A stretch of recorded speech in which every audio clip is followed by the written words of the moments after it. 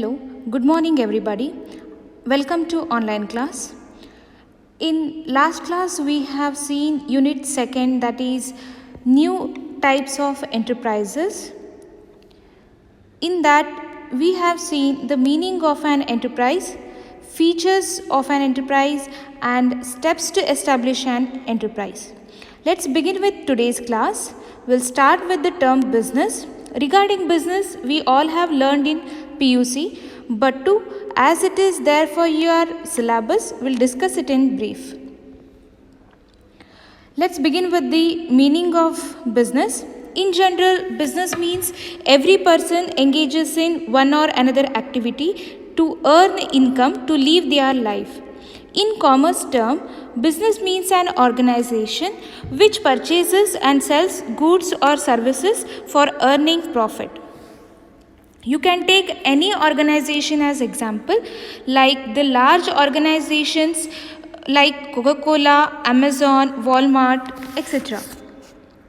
The next is definition of business. That is, according to Lewis H. Hensey, business is human activity directed towards producing or acquiring wealth through buying and selling goods. From the definition, it is clear that business consists all activities like production, purchase and sale of goods and services, exchanging the goods and services, distribution of the goods and the services with a motive to earn profit. The next is types of business activities. The business activities are divided into two types: commerce and the industry.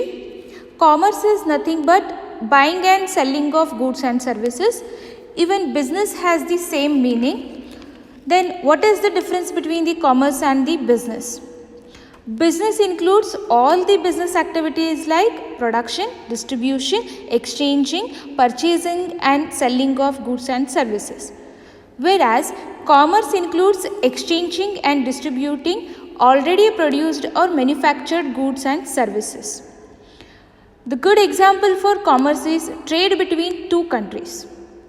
The next is industry. Industry means production or manufacturing of goods and services. Industry is a starting point of the business activity. For example, clothing industry, food industry, etc. The next is types of industries. Industries are classified into three types, that is primary industries, secondary industries and tertiary industries. The primary industries are industries which extracts the natural resources which are available on the earth so that they can be converted into consumable products. Here nature plays major role than the man.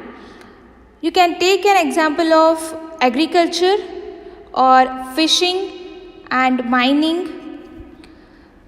These primary industries are further classified into two types, that is genetic industries and extract industries. Genetic industries are industries which are engaged in reproduction and multiplication of plants and animals for the purpose of sale. The best example is nursery, where plants are grown for sale. And another one is poultry farm, where animals are raised for sale of meat and egg. The next primary industry is extractive industries. These are industries which extracts the raw materials from the earth, water and air. Examples are mining industries, oil refineries, gold, minerals, iron, etc. The next is secondary industries. These industries are labor oriented industries wherein man plays major role than the nature. In short, we can say these industries takes raw materials and creates finished products. These secondary industries are further classified as construction industries and manufacturing industries.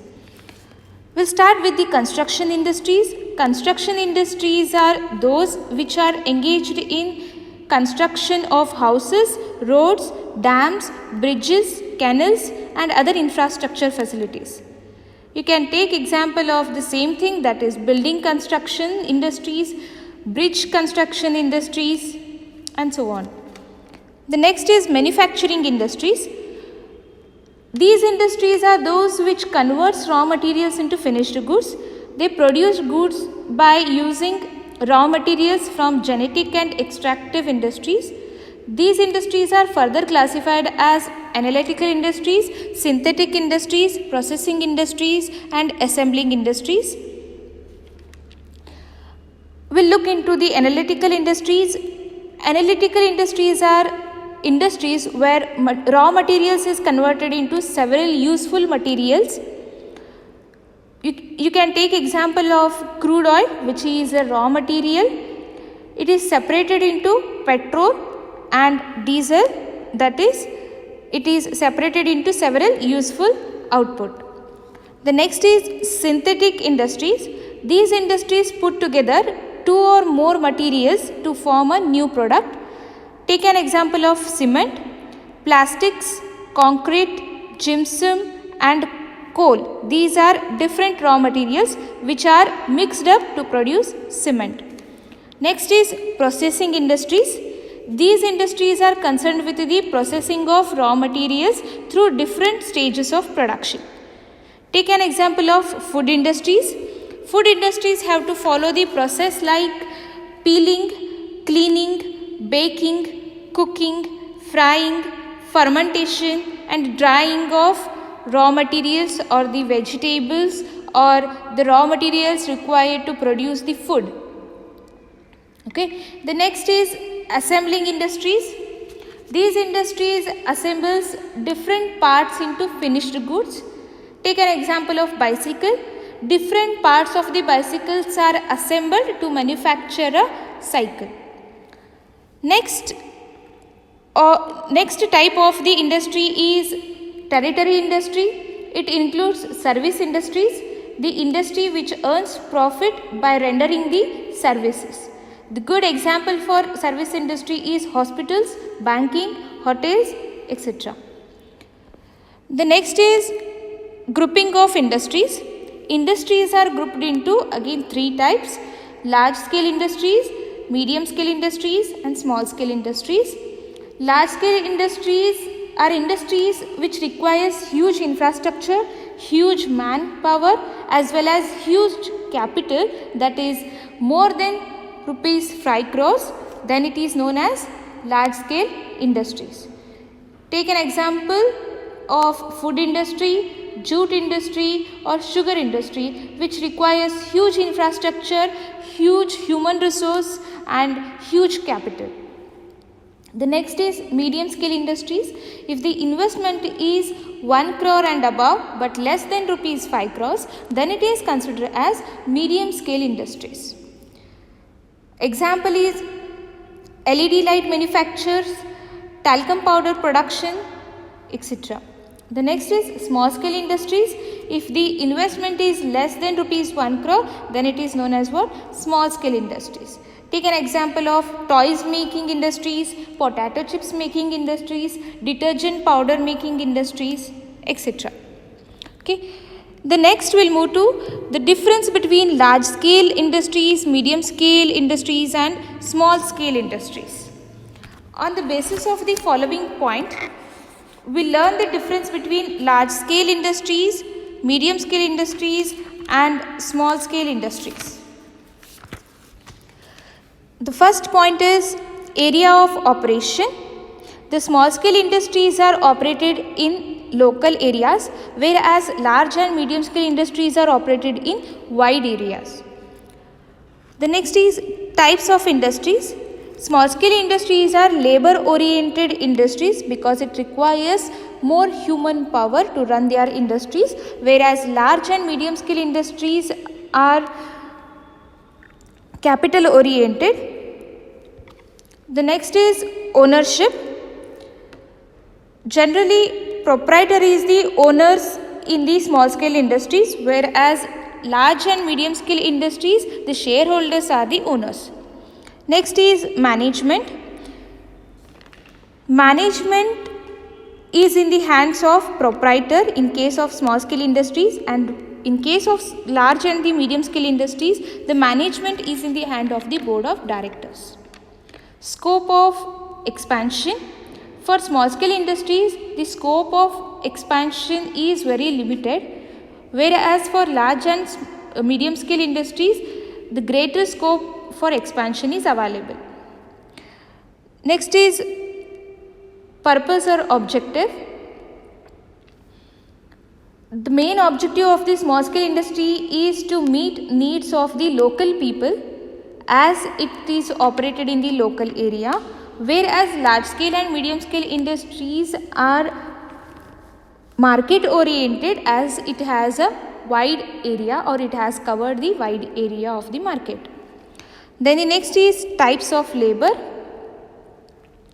It requires unorganized and uneducated labor for the to run the small scale industries, whereas large and the medium scale industries requires educated and the organized labor. The next will move to business, profession and employment. See, business, profession and employment are not the same, but all these terms have a different meaning. Let us understand what are they mean. Business, the term business have explained you at the beginning. So we'll move to the profession. Profession involves rendering personal services by an expert in return for fee. He receives the fee and he renders personal services or the expertized advices to their customers. The next is employment. Employment is nothing but the works assigned or given to person working under an employer in return of salary. The good example is salaried people who are working with the big companies.